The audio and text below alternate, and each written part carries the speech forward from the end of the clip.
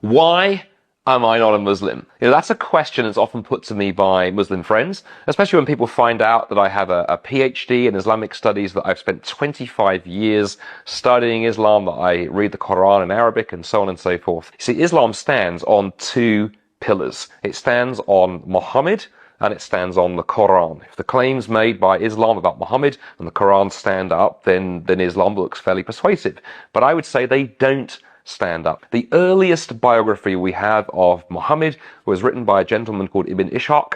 Ishaq died in 767. Why is that a problem? Well, Muhammad dies in 632. We're outside the lifetime of the eyewitnesses. My Muslim friends will say to me, the Quran has been perfectly preserved with not a single change since the very beginning. But the evidence is not there to support that claim.